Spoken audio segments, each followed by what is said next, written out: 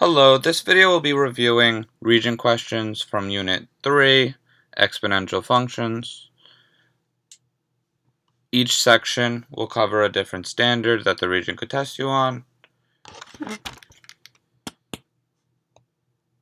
This unit, Unit 3, covers exponential functions. First, we're going to do modeling exponential functions. It says, on average, college seniors graduating could compute their growing student loan debt using this function, where t is time in years. Which expression is equivalent to d of t and could be used by students to identify an approximate daily interest rate? So time is in years. We want to have an expression that's equivalent, and we want to represent it using a daily interest rate.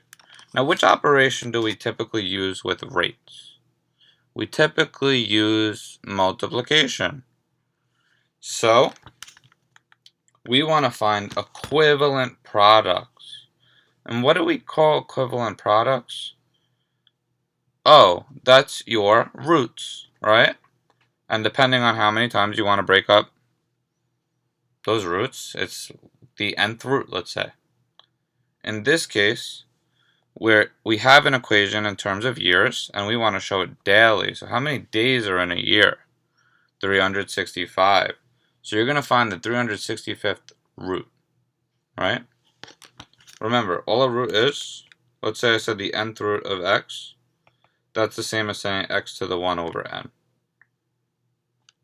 The denominator of an exponent is the index or the degree of your root. So, leave the principal value alone. And we want to break up this yearly multiplier or yearly rate into 365 equivalent products. But I just made a change to that formula, and we want an equivalent expression. So, in order for it to be equivalent, how could I offset 1 over 365? Let's think about that. We're dividing by 365. So what do you think we're going to do to invert that, to do the opposite? We're going to multiply by 365. And then that would be your answer. Okay? We have another modeling exponential equations question. Cameron puts $400 into her savings account, earns 6% annually, could be represented by this equation, where t is time in years, so it's years. Which expression best approximates the amount of money in her account using a weekly growth rate?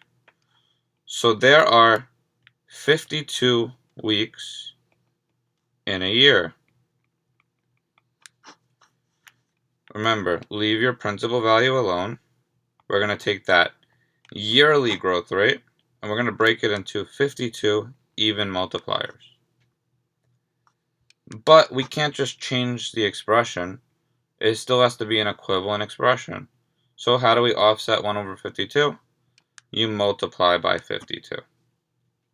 But something that they do in this equation that they didn't do in the last problem was they simplify this. So just make sure, put that in your calculator.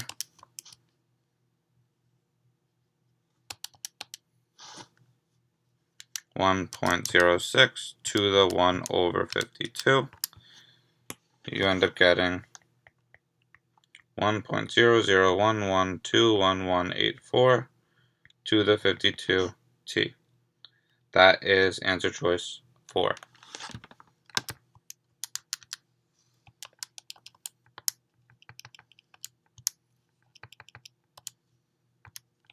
Okay.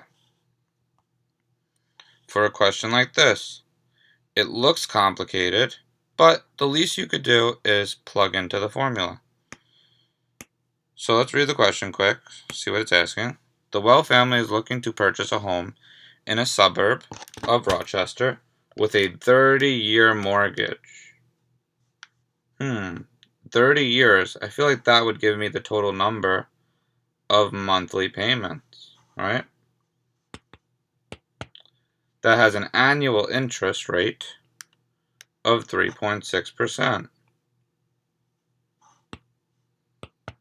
The house the family wants to purchase is $152,500, and they'll make a $15,250 down payment and borrow the remainder. So I feel like that will give me the amount borrowed. Use the formula to determine their monthly payment. We're solving for the monthly payment. So all we have to do right now is plug in. So M equals, your P is your amount borrowed. So amount borrowed, the house costs $152,500, but they're putting down a down payment of $15,250. So that's the amount they're borrowing, that difference.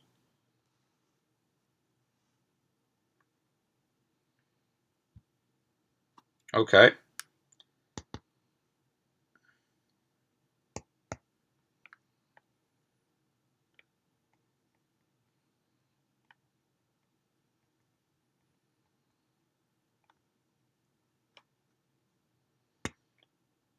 So our R, our annual interest rate, is 3.6%.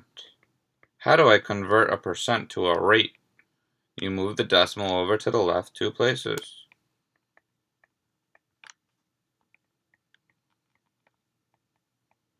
And then lastly,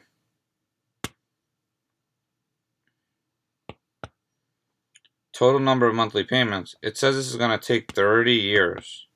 So you take 30 years. How many months are in a year? 12. Multiply that and you get 360 months. Okay.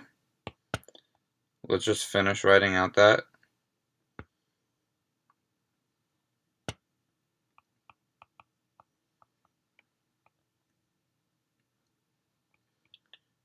And if it looks like I'm writing it weird, it's because I'm trying to color coordinate it so you could see where everything's coming from.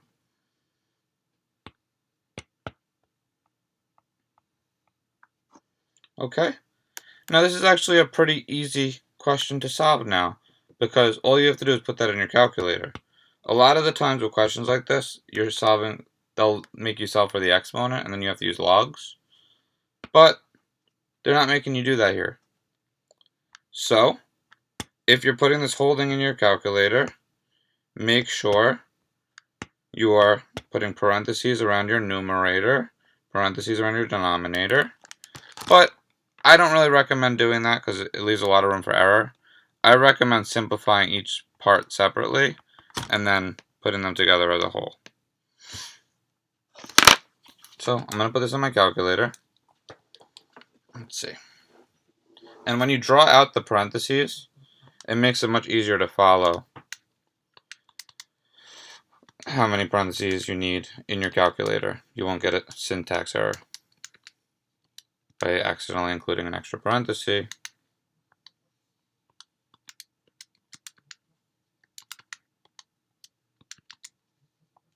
Be very careful when you do put in.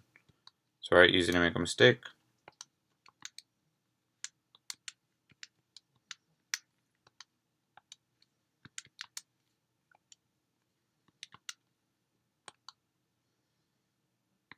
Okay, and the answer I get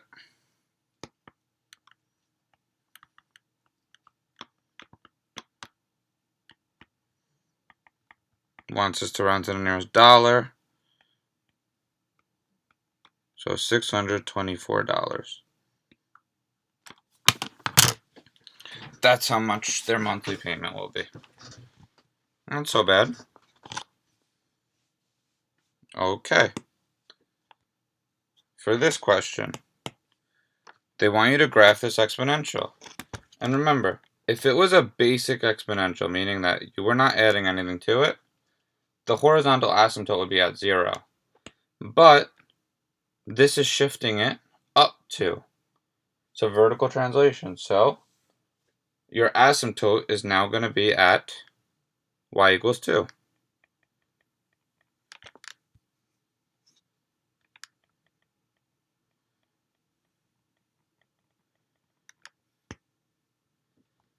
So I'm going to draw, I like to use a dotted line so that you see that it's not the function that we're drawing.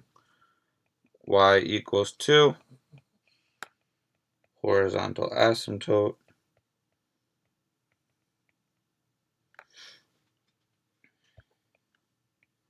Okay, now I recommend putting this in your calculator. Go to y equals -9 times 3. Common mistake that a lot of students make when they're inputting into their calculators, they always, for some reason, click the negative for the subtract button or the subtract button for the negative. Just make sure you're clicking that negative in the parentheses, smaller looking minus sign, when you're talking about negatives, and subtract for subtract. So, second graph, and it looks like we have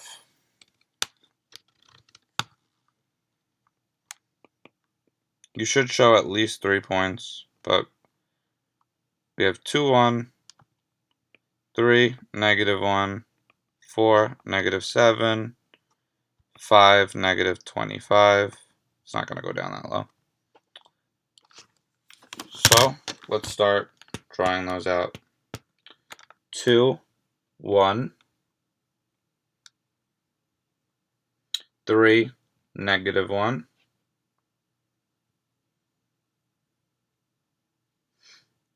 4, -7,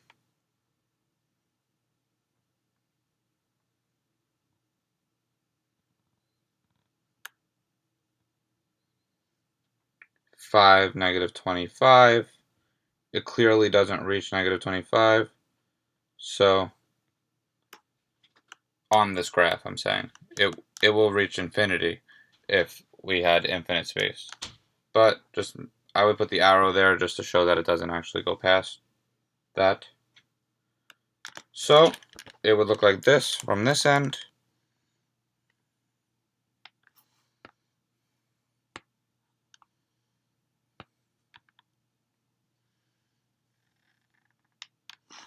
And then on the other end, it's going to approach but never touch that horizontal asymptote. Make it clear that it doesn't go past the asymptote. So we graphed our function. If you want to label it, c of x. And then it says describe the end behavior of c of x as x approaches positive infinity. Describe the end behavior as c of x as x approaches negative infinity. So this is how we write end behaviors.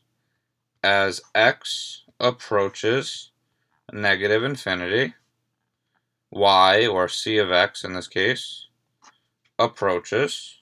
So let's look. As x approaches negative infinity, so as it goes to the left, what does y approach? Will it ever go past that horizontal asymptote? No. So your y will infinitely approach that y of 2.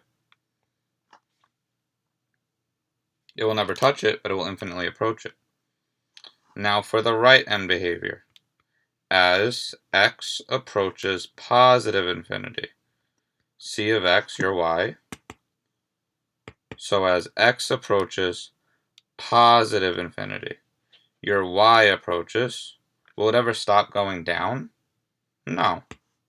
So then that approaches negative infinity. And that's your end behaviors. Okay?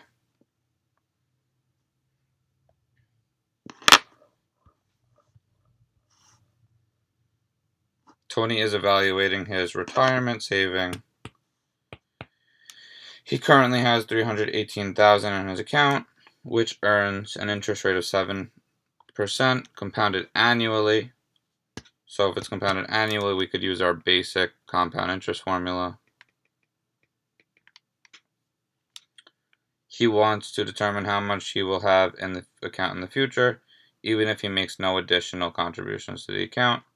Write a function a of t to represent the amount of money that will be in his account from 0 to 20. Yikes. Okay.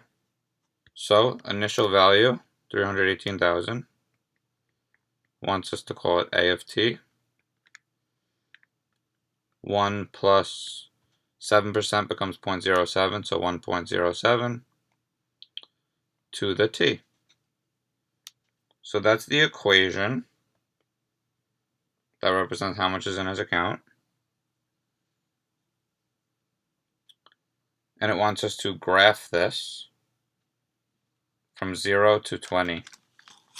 So I guess put that in your calculator. It's a lot of points to graph.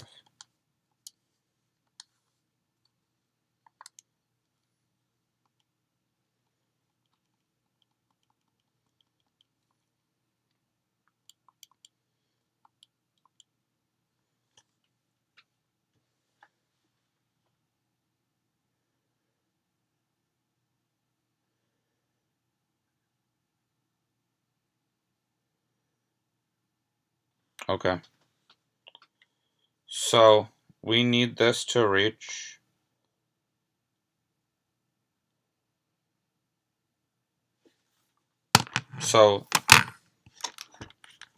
at 20 is, on your calculator it says 1.23 E6, which is the same as saying 1.23 times 10 to the 6, which is the same as saying going right 6. So 1, 2, 3, 4, 5, 6. So that is 1,230,000 we needed to go to.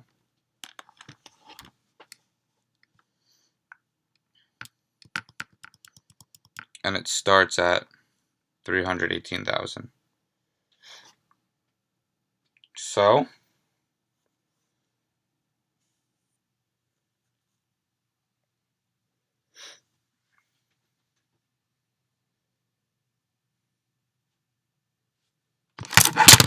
oops, 318,000 to 123 million.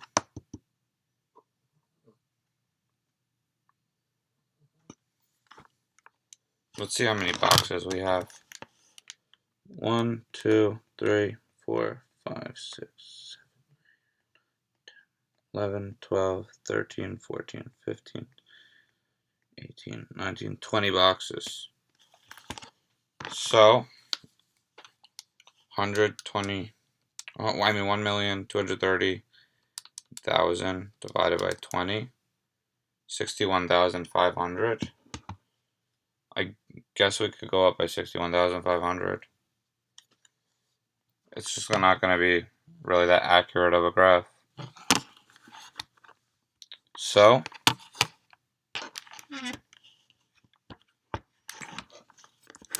in my calculator, I'm going to put 61,500 x,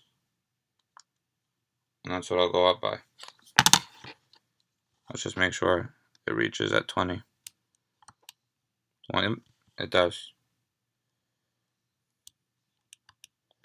So 61,500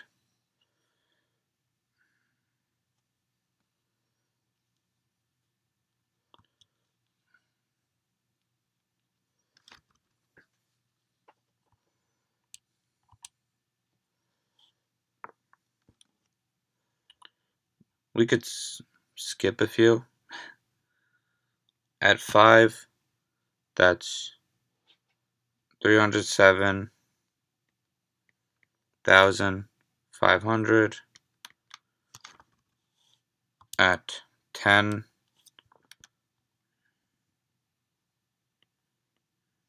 that would be 615,000.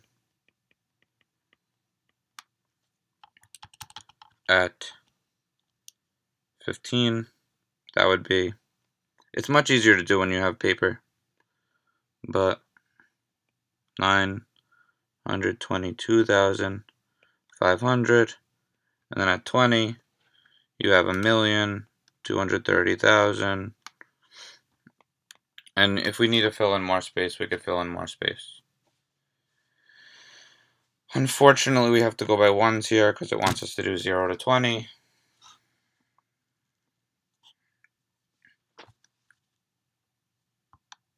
Let's go up to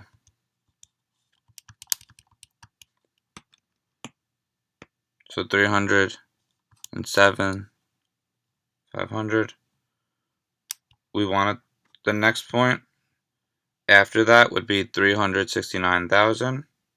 So it's going to be somewhere in the middle where it starts.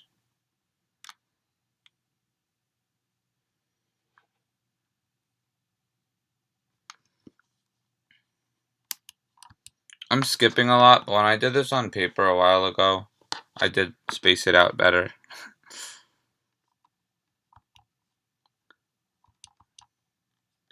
So at 5, we go to 446,011,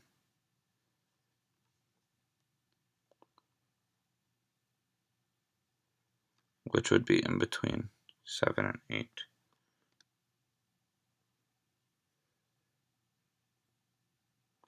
Six,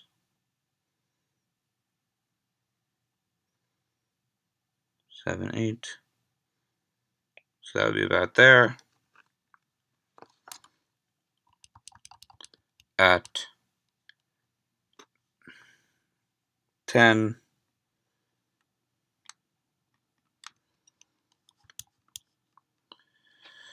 625,554, which is going to be right in between 10 and 11.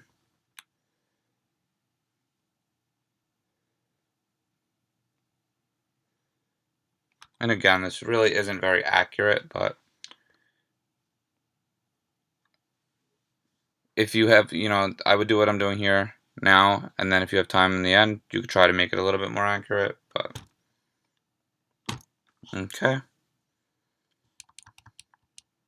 15 goes to 877,372. So that's going to be in between 14 and 15.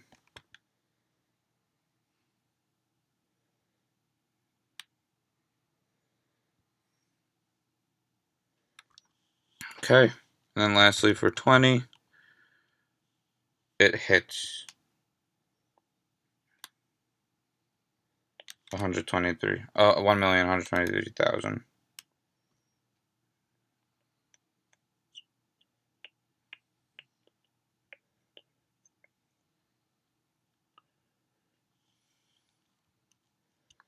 Okay, so your graph looks something like that. And there's another part to this question. It says Tony's goal is to save 1 million. Determine algebraically to the nearest year how many years it will take for him to achieve his goal. So 1 million. Plug that in.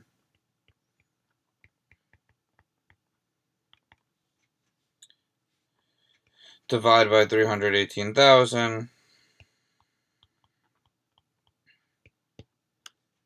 Now, we learned logs, so we're going to use logs, but when we did do this region review sheet, I told you guys to put this into your calculator as one equation, put this in as another equation, and then do second trace intersect, enter, enter, enter, and then it would give you the answer on the calculator. But it says to determine it algebraically, so we have to do that now. So we have 1,000 over 318 equals 1.07 to the t. Remember log bay, right? Log base argument equals exponent. Your base is attached to the exponent. Your argument is, or the answer, is on the other side of the equal sign. And your exponent is t. Put that in your calculator. So I'm going to go to math, go to log base, input 1.07 for the base, 1,000 divided by 318, and we get that t is approximately, says nearest year, 17 years. So, it says explain how your graph of A of t confirms this. Let's go to 17.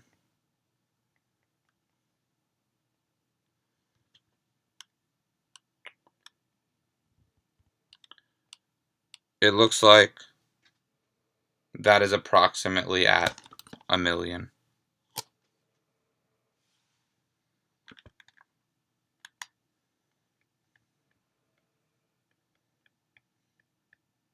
Right? And that's how it confirms it. Okay.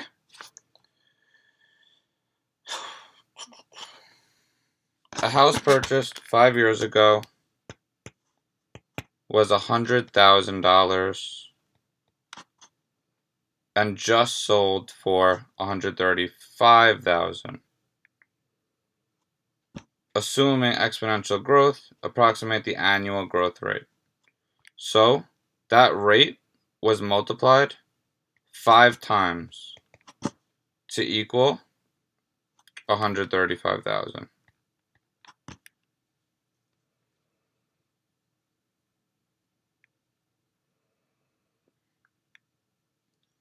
So you just have to solve.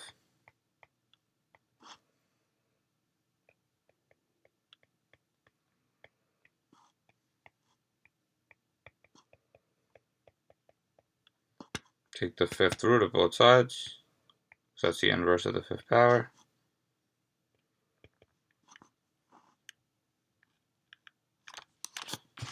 In my calculator, I'm going to do math, 5, and then the fifth root of 135 divided by 100, about 1.061858 whoops, 58759. Assuming exponential growth, approximate the annual growth rate to the nearest percent. So if we want what it's growing by, right? This 1 right here represents the initial population. And this represents the percent growth rate.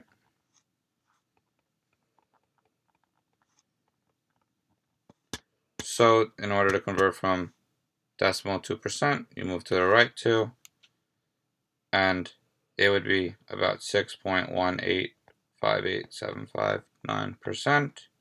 Nearest percent would be 6%. It's growing by 6%.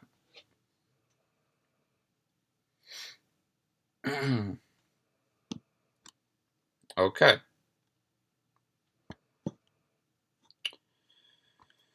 What's important for questions like these, remember, x to the m over n equals the nth root of x to the m. So, remember, if you have x to the m over n, the denominator of your power or your exponent is the degree or the index of your root, and this is going to be the degree of the power shown. So, this would be your n, this would be your m. So that's x to the 2 over 3. This would be x to the 5 over, think about it. A cubed root means that you're splitting into 3 equivalent products. What is a square root split into? How many equivalent products? 2. So since that's the most basic root, that's why they don't write the 2 there, but you could technically. And then this would be the 6th root of x to the 1st. So now you're multiplying by a common base, so you could add exponents. I'm just going to put that on my calculator, 2/3 plus 5 over 2. And then go to math, go to frac, it gives me 19 over 6.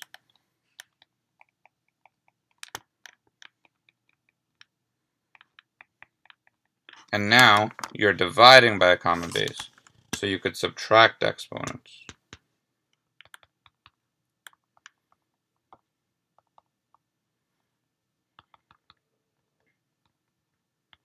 18 divided by 6 is 3. So this would all be equivalent to x to the third.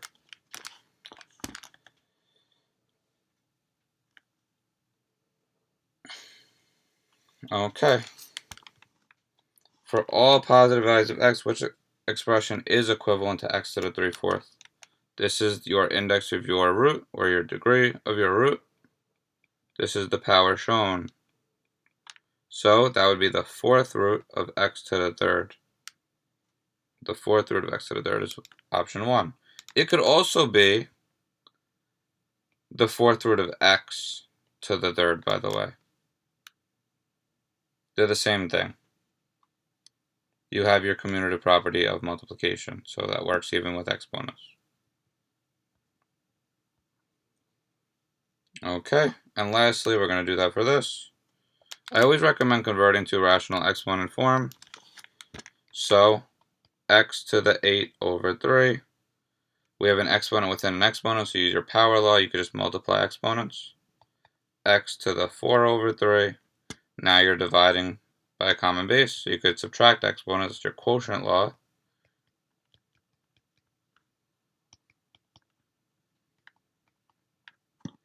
And if that equals x to the y, your method of common basis says that your exponents must be equal.